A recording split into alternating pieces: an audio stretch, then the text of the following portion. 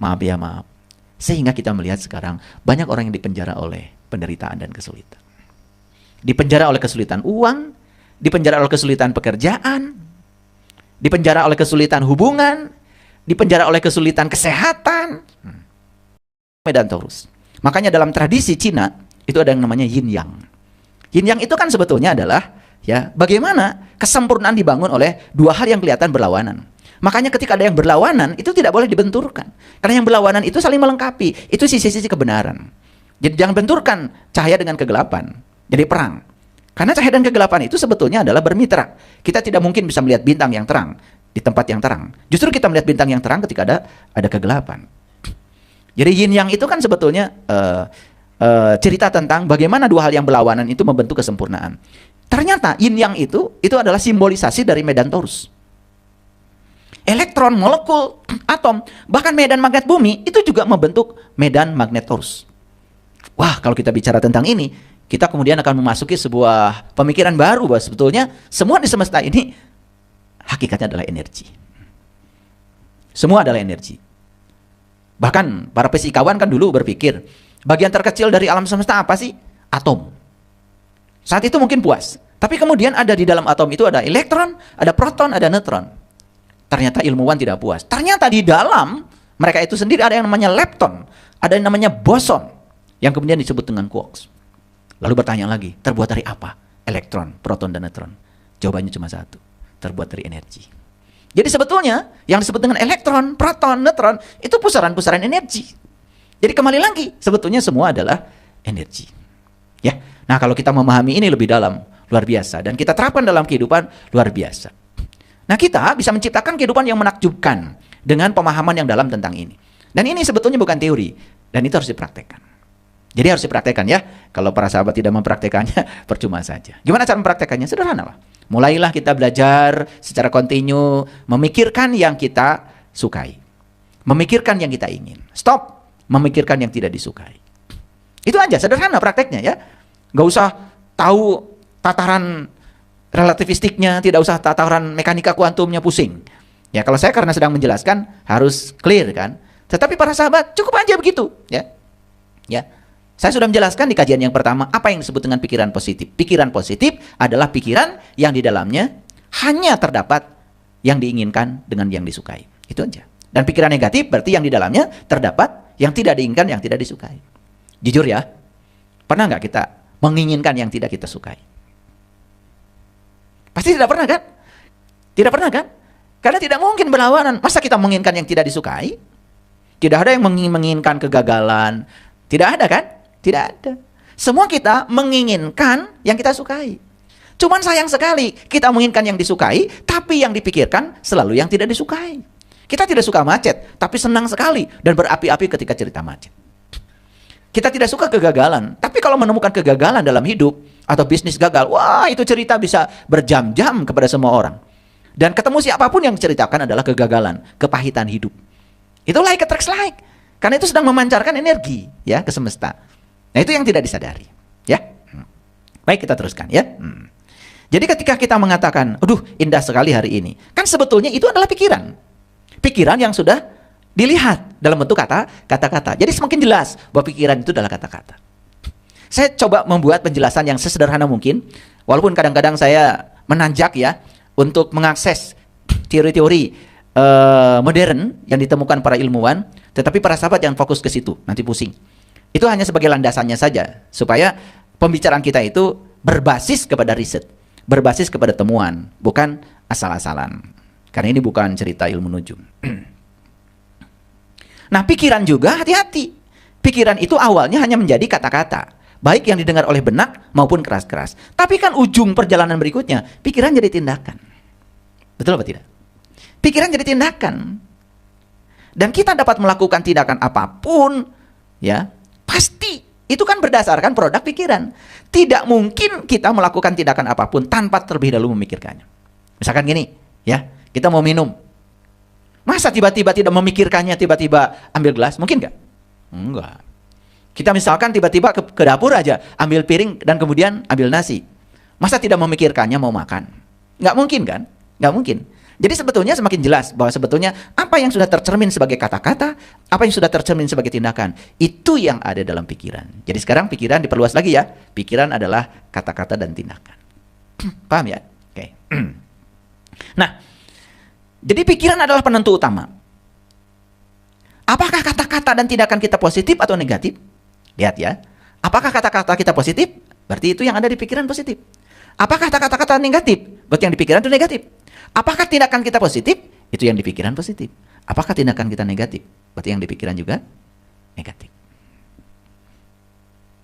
Jadi saya sudah menjelaskan di kajian sebelumnya, kenapa ada orang yang hidupnya menakjubkan, mengapa ada orang yang hidupnya penuh dengan penderitaan.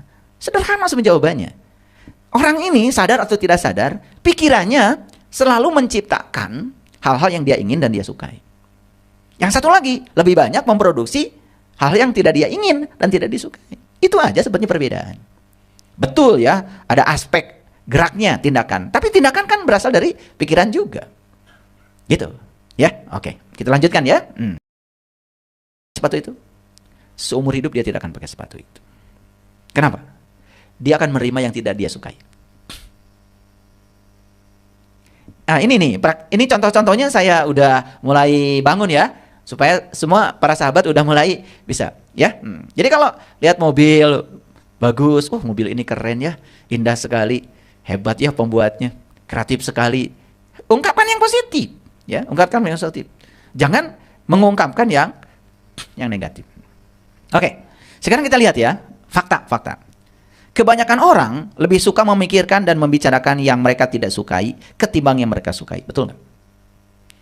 Jadi aneh kan? Dia menginginkan sesuatu, misalkan dia menginginkan pasangan hidupnya itu setia, baik-baik saja, kan gitu. Tetapi yang dibicarakan itu keburukannya, yang dibicarakan itu hal-hal yang negatif tentang pasangannya. Bahkan itu dibicarakan berulang-ulang kepada banyak orang. Kan berarti dia sedang memancarkan dengan pikirannya itu adalah getaran yang negatif. Ini fakta ya.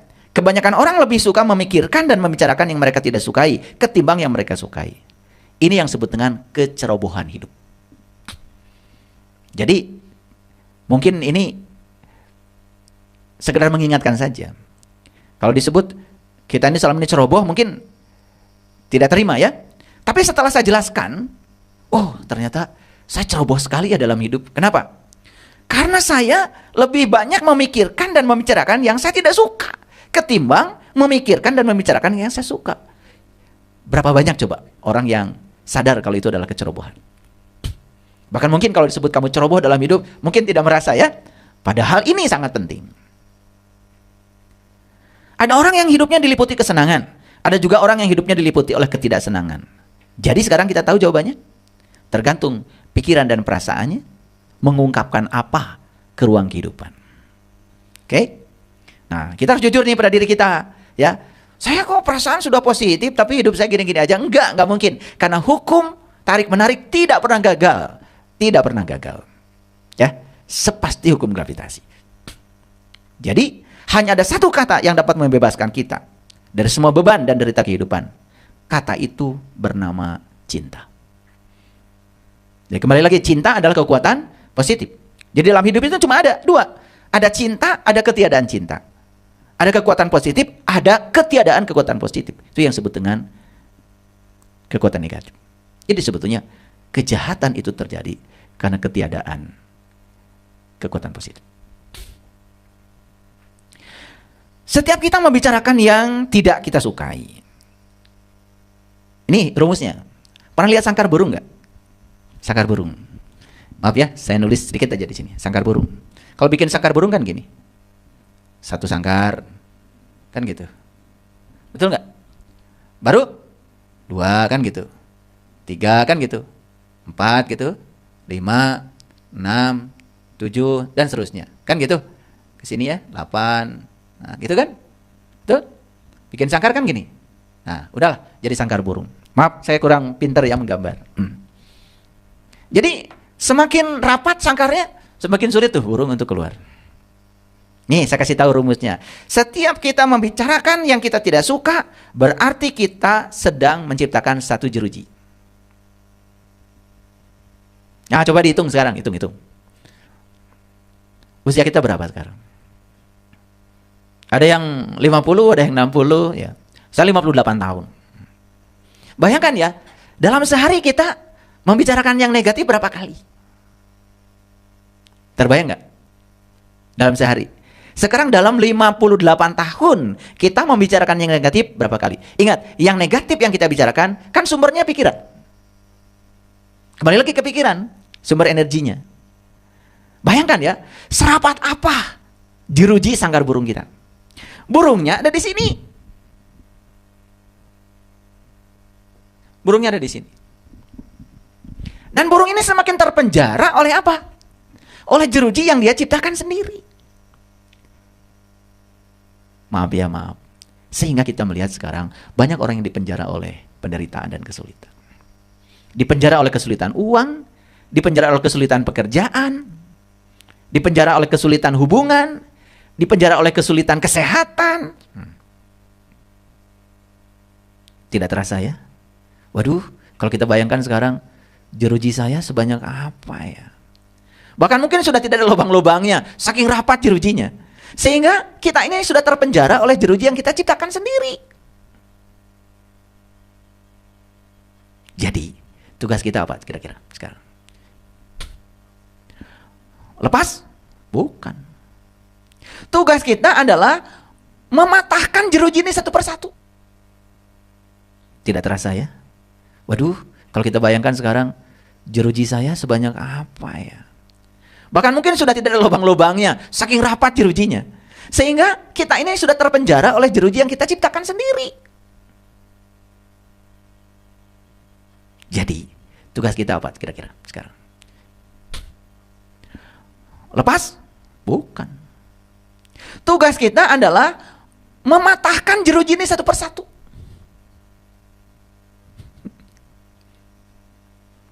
Tugas kita sekarang adalah mematahkan jeruji ini satu persatu. Jadi terbayang nggak sekarang berapa banyak jeruji yang harus kita patahkan? Jadi kalau orang ya terpenjara dalam kemiskinan, terpenjara dalam kesulitan, dan itu bahayanya pikiran dan perasaan itu seperti ini. Jadi kalau ini adalah pikiran, ini adalah perasaan, ini pikiran dan perasaan itu bisa begini. Pikiran yang positif menghasilkan hal yang positif. Hal yang positif membangun rasa yang positif. Rasa yang positif mengalihkan yang positif. Jadi dua kali nih positif. Nah pikiran ini jadi lebih positif lagi. Dia akan menghasilkan terus bersiklus. Jadi siklusnya adalah siklus positif. Bayangkan sekarang, pikiran yang negatif, dia akan membangun perasaan yang negatif. Perasaan negatif mengalihkan. Taruhlah negatif jadi dua di sini. Yang negatif ini membangun pikiran negatif lagi. Akan masuk dalam kubangan yang negatif. Barangkali itu yang disebut dengan abadi dalam positif dan abadi dalam negatif. Makanya ada simbolisasi dalam kitab suci itu, seseorang bisa abadi dalam surga, seseorang bisa abadi dalam neraka. Itu barangkali maksud ayat itu begitu mungkin ya. Jadi tugas kita apa? Mematahkan jeruji. Nah, saya mengambil ada satu kata bijak yang sangat saya kagumi. Dan kamu akan mengetahui kebenaran. Dan kebenaran itu yang akan memerdekakan kamu. Jadi, kita harus tahu kebenaran. Dan ciri kebenaran itu memerdekakan. Jadi, kalau kita mengklaim kebenaran, tapi malah memenjara kita dalam penjara kemelekatan, jelas itu bukan kebenaran. Karena kebenaran itu cirinya memerdekakan. Jadi, kalau orang belajar kebenaran, dan dia sudah menemukan kebenaran, cirinya itu dia merdeka. Dan ciri orang merdeka, satu, dia berhasil menjadi dirinya sendiri. Dan ciri orang yang tidak merdeka juga satu, dia berhasil menjadi orang lain. Dan orang yang menjadi orang lain, dia akan menjadi berubah dengan apa kata orang tentang dirinya. Jadi baperan, tersinggungan, ya. Tidak damai ketika dicaci orang lain. Biarkan saja. Orang mencaci kita kan dia mencaci dirinya sendiri. Tidak ada urusan dengan kita.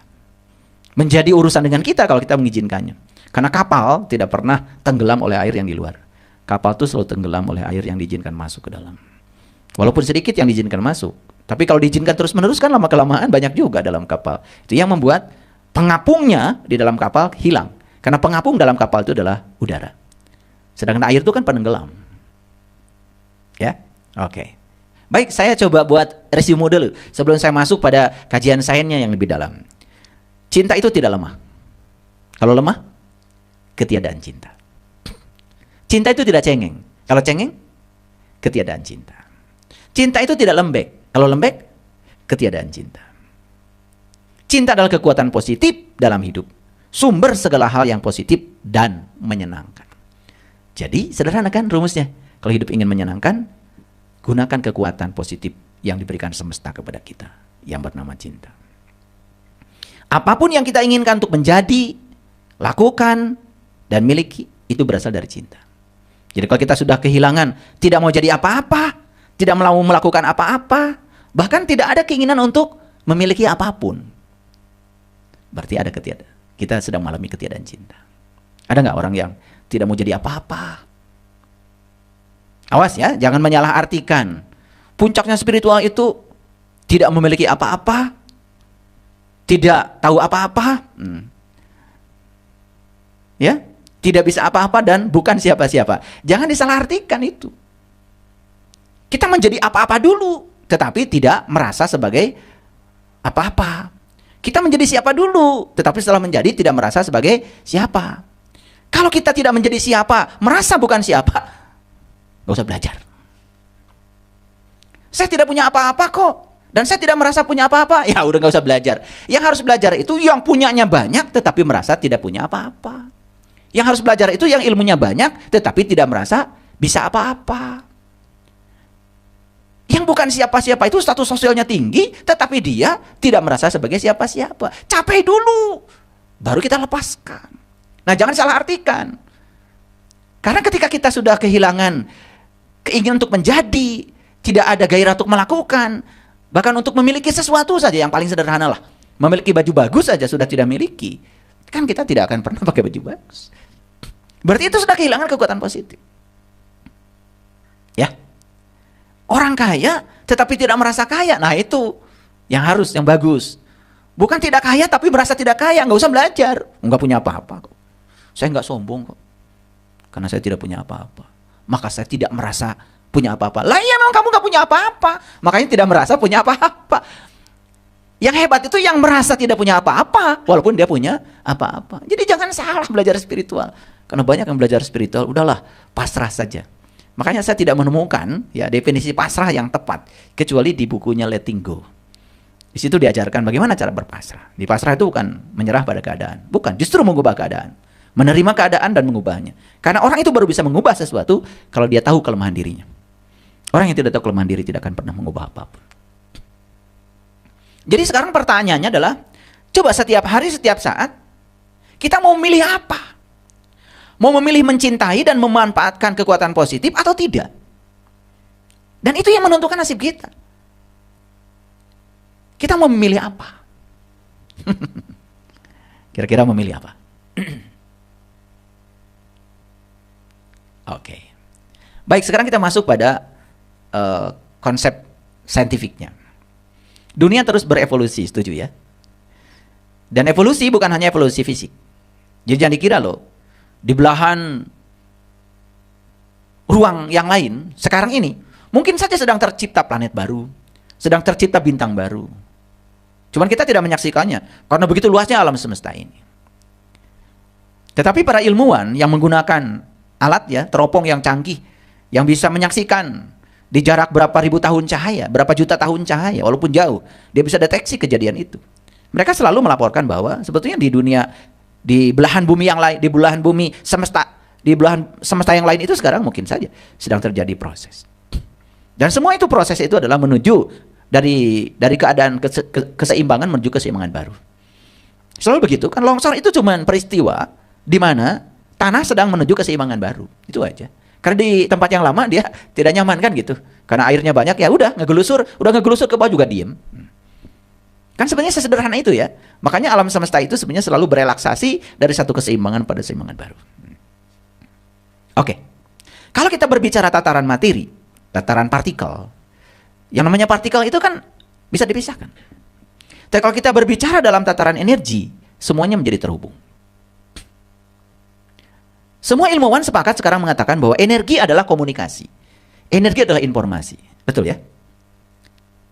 Coba. Kita lagi diam seperti ini. Tiba-tiba ada orang kirim WA isinya video. Video informasi bukan? Siapa yang membawa video itu ke sini? Energi kan? Gelombang elektromagnetik. Ya kan? Saat kita kirim pesan, kita merekam video kemudian dikirim, kan kemudian video itu ditangkap oleh apa itu? BTS. Di mana BTS terdekat dan oleh BTS dikirim kan ke jarak yang memungkinkan bisa dijangkau. Yang membawa ini siapa? Energi kan? Tapi isinya apa? Kan komunikasi. Isinya adalah informasi. Sehingga dengan adanya energi kita bisa komunikasi. Jadi sebetulnya kita bisa komunikasi dengan siapapun dong. Kalau kita bisa memasuki tataran energi. Tapi kalau kita di tataran yang terbatas di konsep ruang dan waktu, di kemelekatan itu, kita tidak akan pernah bisa beranjak kemana-mana. Nah kembali lagi. Karena apa? Ya, panca indera kita ini memiliki keterbatasan. Karena panca indera memiliki keterbatasan, otomatis yang dapat ditangkap oleh panca indera segala hal yang terbatas. Padahal sebetulnya di alam semesta ini banyak sekali peristiwa yang tidak terdeteksi oleh panca indera. Oleh itu maka kita harus bertransformasi sekarang. Apa transformasinya? Ini transformasinya seperti ini. Maaf ya, saya jadi berdiri. Jadi sebetulnya yang namanya realitas, ini realitas. Realitas. Ini terbentuk oleh dua tataran. Di sini ada tataran energi. Ini ada tataran materi. Tataran materi. Jadi ini ya yang membentuk realitas. Tataran energi dan tataran materi. Di tataran energi, ya, tataran energi berarti berbicara energi itu berbicara frekuensi, vibrasi. Berarti itu berbicara gelombang. Makanya fisika kuantum sering juga disebut fisika gelombang. Karena sebetulnya fisika kuantum itu cerita tentang representasi materi dalam gelombang. Makanya di sini berlaku rumus ini, ya. Ini temuan hebat, H kalikan F.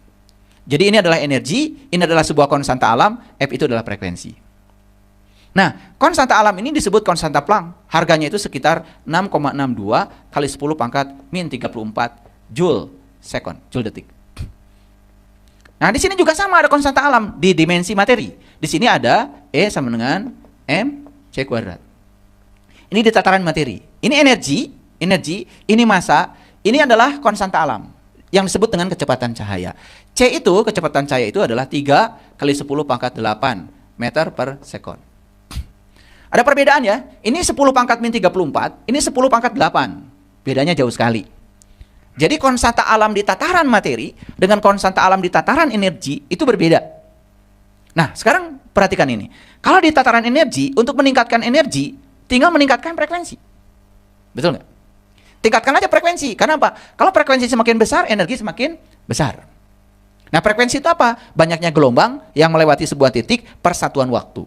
Semakin banyak gelombang yang lewat, berarti semakin besar energinya. Makanya frekuensi yang besar itu berarti banyaknya gelombang yang melewati satu titik per satuan waktu banyak. Nah, ini oleh karena itu maka dikaitkan antara ini dengan kecepatan cahaya. Lalu dapat rumusnya seperti ini. H kalikan C dibagi dengan lambda. Nah, ini dikaitkan dengan panjang gelombang. Sehingga muncul di sini ada C juga. Kecepatan cahaya. Padahal itu di tataran energi.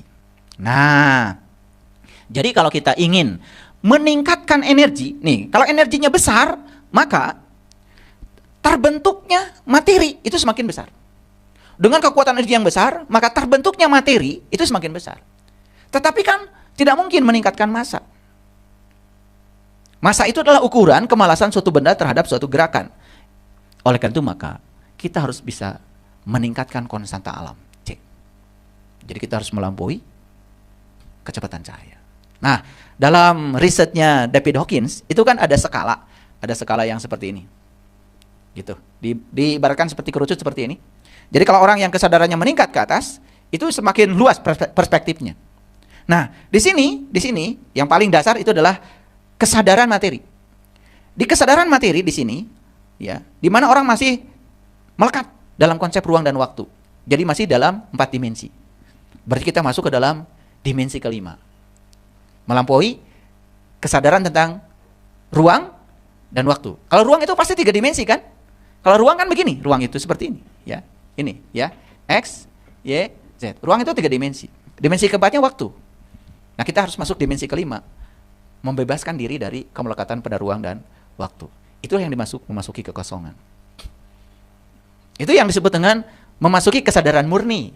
Nah, disitulah sebenarnya kita akan menemukan segala keterbatasan. Jadi luar biasa ya, kalau kita mau jujur tentang ini. Oke, nah, lalu ini harus dilampaui, masuk pada tataran baru, yang disebut dengan force. Force. Makanya kan David Hawkins membuat buku judulnya Power versus Force. Nah, force itu sebetulnya frekuensi rendah. Tetapi frekuensi rendah ini harus dilampaui. Bayangkan ya, kemelekatan pada materi itu di bawah force. Nah, di atas force ada yang namanya power. Nah, ini yang disebut dengan kekuatan positif. Power itu kan daya. Daya itu banyaknya energi yang mengalir persatuan waktu. Di atas ini ada yang disebut dengan welas asih. Welas asih. Nah, disinilah sebetulnya kita bisa melampaui konstanta alam yang namanya kecepatan cahaya. Melampaui kecepatan cahaya. Nah, melampaui kecepatan cahaya berarti masuk cahaya di atas cahaya. Ini dalam bahasa Quran disebut nur ala nurin. Cahaya di atas cahaya. Nah, ternyata ya, David Hawkins dan Joe Dispenza mengatakan bahwa untuk bisa melampaui kecepatan cahaya harus memasuki kesadaran ulas asih. Di situ sudah tidak ada lagi penghakiman, tidak terjebak oleh benar salah, tidak terjebak oleh baik buruk, tidak ada lagi polaritas, tidak lagi dualitas, yang adalah satu kesatuan, unity. Baru masuk pada dimensi yang berikutnya adalah keterhubungan. Nah, keterhubungan hanya terjadi dalam dimensi energi. Nah, orang yang sudah mencapai dimensi ini merasa semuanya terhubung, gitu. Bahkan dengan pohon terhubung, dengan alam terhubung, dengan binatang terhubung, sehingga dia tidak mungkin menyakiti pihak lain. Karena merasa bahwa sebetulnya, ya Tuhan itu meliputi saya dan meliputi Anda, gitu. Jadi tidak mungkin terjebak untuk memasuki ilusi keterpisahan. Nah, di atas ini ada yang sebetulnya kesadaran murni. Begitu masuk kesadaran murni itu udah masuk dalam kekosongan. Itu namanya suwung. Seperti itu, kira-kira. Jadi sebetulnya realitas ini terbentuk oleh kekuatan energi dan kekuatan materi. Nah, pikiran, energi. Perasaan, energi. Jadi kalau kita ingin menciptakan realitas, mulainya dari sini. Maka di sini, perkuat frekuensinya. Nah, memperkuat frekuensi berarti meningkatkan kesadaran. Lagi-lagi, kesadaran. Makanya Nabi Muhammad juga bertemu dengan Allah. Itu di puncak kesadarannya. Nah, di puncak kesadaran, itu makanya dalam tradisi agama lain, orang mencapai yang namanya atma. Itu masuk dalam sebuah titik kosong. Itu yang disebut dengan keadaan kuantum. Kekosongan. Gitu. Masuk ke sumber asalnya. Karena ternyata semua yang di dalam semesta ini kan semuanya adalah energi. Nah, pernah dengar ada konsep lubang hitam, black hole. Dan ternyata black hole ini terbentuk itu paralel dengan white hole, lubang putih. Jadi itu yang disebut dengan dunia paralel. Karena saat terbentuknya lubang hitam, terbentuk juga lubang putih. Nah, ternyata lubang hitam itu kan simbolisasi dari alam makro yang ada dalam alam mikro. Sebetulnya diri kita ini lubang hitam. Coba kita perhatikan. Bukankah semua informasi dan energi setiap hari itu kan mengepung kita? Dan masuk ke sini kan?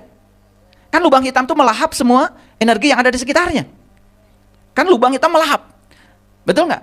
Dilahap itu semua, bintang mati dilahap, semua dilahap. Mungkin akan terjadi masa yang sangat masif, dan suatu saat mungkin akan terjadi Big Bang. Ledakan besar. Jadi ledakan besar itulah realitas. Jadi realitas bisa dibangun oleh lubang hitam. Tergantung bagaimana cara kita mengolah semua kepungan energi yang masuk ke dalam lubang hitam ini. Jadi sebenarnya diri kita juga lubang hitam. Makanya pikiran itu kalau dilihat dimensi medannya, itu medan torus. Dan ternyata lubang hitam, waktu terbentuk juga membentuk medan torus. Jadi sebetulnya lubang hitam itu ada dalam diri kita. Dan secara tidak sadar, setiap hari kita melahap energi. Betul? Coba. Tergantung yang kita lahap apa? Ada yang melahap energi kebencian, ada yang melahap energi ulas asih, ada yang melahap energi penghakiman, ada yang melahap energi dendam. Luar biasa. Kok berani ya dirinya melahap energi-energi yang semacam itu. Dan semua energi yang dilahap itu akan diproses dan akan menjadi realitas. Nah, realitas yang terbentuk terserah. Apakah realitas yang memiliki frekuensi